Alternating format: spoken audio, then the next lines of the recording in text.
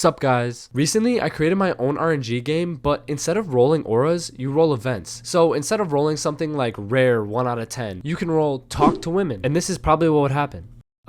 Hey. Which, in my opinion, is way better. So first thing on the to-do list is to add more events, since there's only a few and that's pretty much all you do in the game. And for my idea of more events, I'm gonna add natural disasters. I know, a completely original idea.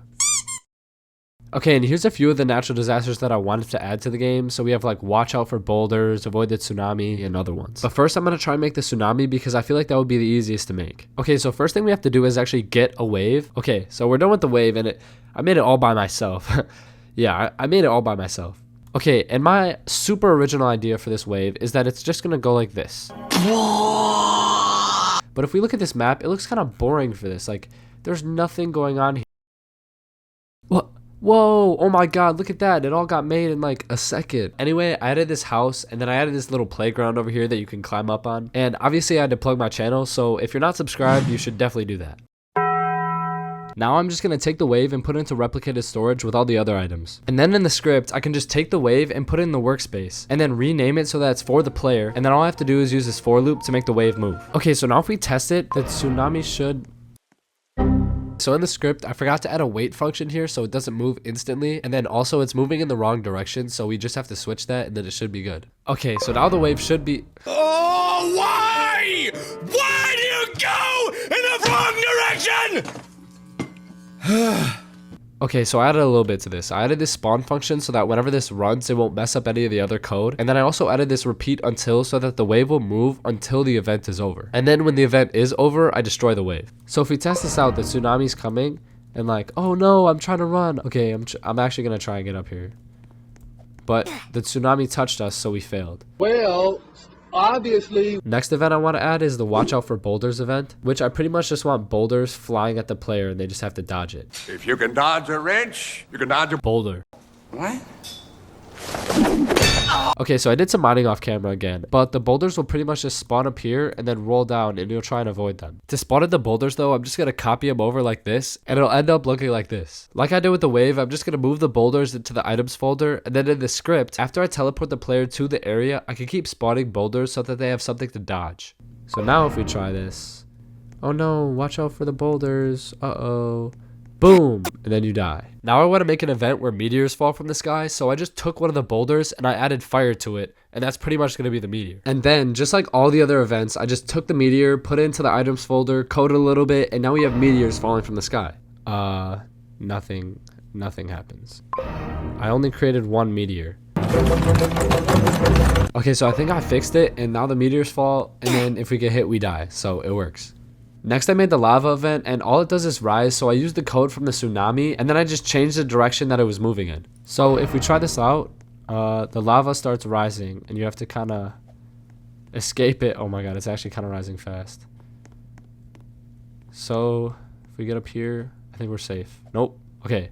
But we made it. Next, to make the raining acid, I just made this part with this green trail on it. And my idea was that I would just spawn them above the player and have it fall down. But whenever I was trying this out, it was way too easy and I would need to spawn a lot of parts for it to be good. So instead, I just used the raycast to check if the player was standing under anything. And if they were standing under something, that would mean they were safe, so then they wouldn't take damage. But if nothing was above them, then I would slowly damage the player. If we test this out, as you see, it's raining, and if we don't get under anything, we lose health.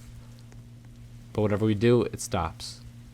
And I think that works pretty well. And I actually got the next idea from a comment. This guy basically said that I should add a zombie apocalypse.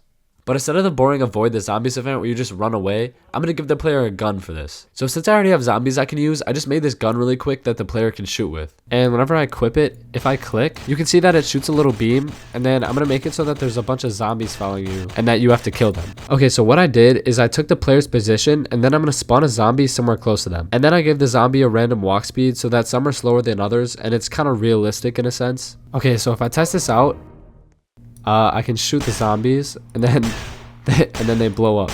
But it seems kind of laggy, so I'm going to try and fix that. Okay, so now when you play, the zombies have like a red outline around them, so you know which ones to shoot in case you didn't already. And when they die, they don't blow up as much and the parts kind of fade out.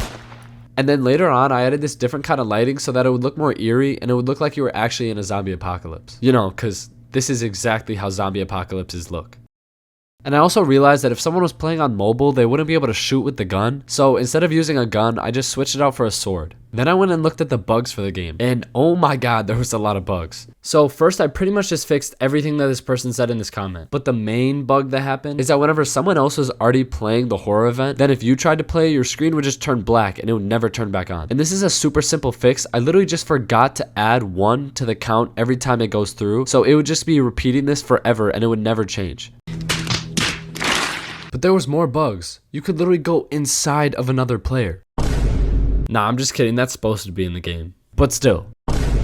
And you could also interact with other people's events. But to fix this, I just added everyone to their own collision group so then they would only be able to interact with their stuff. But there's something missing about this RNG game. And I can't seem to put my finger on it. It's auras. It's auras. But it's really just going to be titles above the player's head. And I may or may not have got this idea from RMN Gamer whenever he said, "Hey, I love your content. I wanted to share some ideas about why RNG games are popular.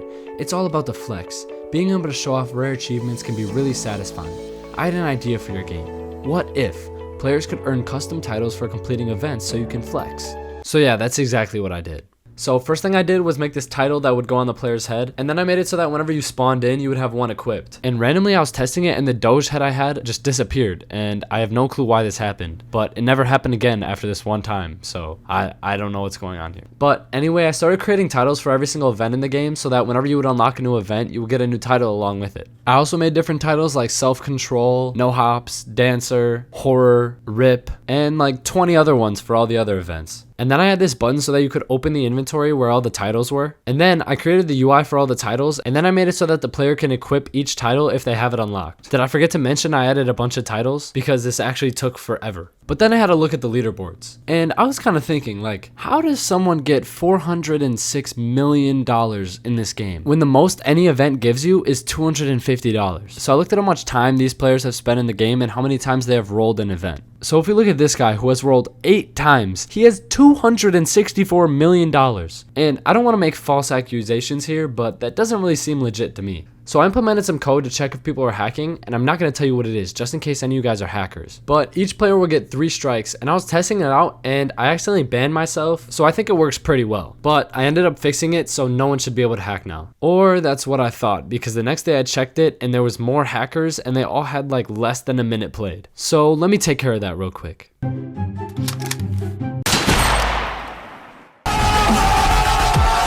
Yeah, so don't even think about hacking. Anyway, I just want to say a massive thank you for hitting 10K. And I actually ended up giving away 10,000 Robux in my Discord for hitting 10K. So you should definitely join. But yeah, that's pretty much it for the video. If you want to play the game, the link's in the description. The game's called Event RNG, and this game has actually been really fun to make. There's a lot of things I can do with it. So if you guys want me to keep making videos, I will. But thank you guys so much for 10K. It really means a lot. And thank you guys for watching.